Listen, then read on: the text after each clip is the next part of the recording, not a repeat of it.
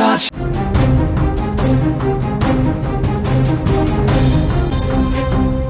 మరో breaking news చూస్తున్నాం. Rinku Singh Dawood gang బెదిరింపులు పనినట్లుగా తెలుస్తోంది. డి కంపెనీ గ్యాంగ్ నుండి రింకుకు బెదిరింపు కాల్ వచ్చింది. 5 కోట్లు ఇవ్వాలని కూడా డిమాండ్ చేసినట్లుగా తెలుస్తోంది. ఫిబ్రవరి నుంచి ఏప్రిల్ మధ్య 3 సార్లు ఫోన్ వచ్చింది. నిందితులను అదుపులోకి తీసుకున్నారు పోలీసులు. ఇప్పటికే ఆసియా కప్ లో పాక్ పై విన్నింగ్ షాట్ కొట్టి భారత టీంలో ఫినిషర్ గా పేరు తెచ్చుకున్నాడు రింకు. ఆసియా కప్ లో పాకిస్తాన్ పై ఫైనల్ మ్యాచ్ లో విన్నింగ్ షాట్ కొట్టి భారత టీంలో ఫినిషర్ గా పేరు తెచ్చుకున్న రింకు సింగ్ కు బెదిరింపు కాల్స్ ఎక్కువయ్యాయని చెప్పుకోవచ్చు. Under world don Dawood Ibrahim gang నుండి బెదిరింపులు వచ్చాయి.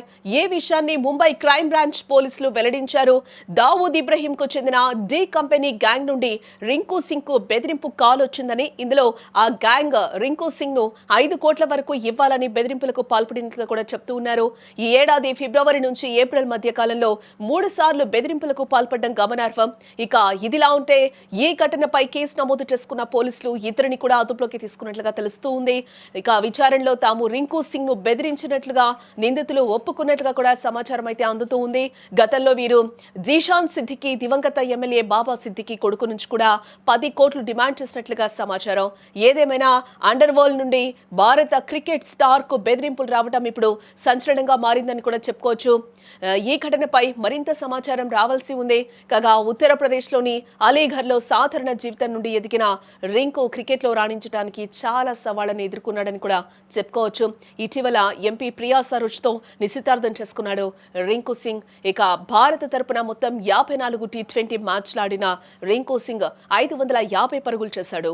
ఆసియా కప్ లో పాకిస్తాన్ పై ఫైనల్లో విన్నింగ్ షాట్ కొట్టి ఎందరో అభిమానులను సొంతం చేసుకున్నాడు. రింకుకు అండర్ వరల్డ్ ఇబ్రహీం గ్యాంగ్ నుంచి బెదిరింపులు రావడంతో పోలీసులు కూడా ఇప్పటికే అలర్ట్ అయినట్లుగా కూడా మనకి తెలుస్తోంది. అనేక సంవత్సరాలుగా సైలెంట్ అయిన దావూద్ గ్యాంగ్ మళ్లీ బెదిరింపులతో బుసలు కొడుతోందని కూడా మనం చెప్పుకోవచ్చు.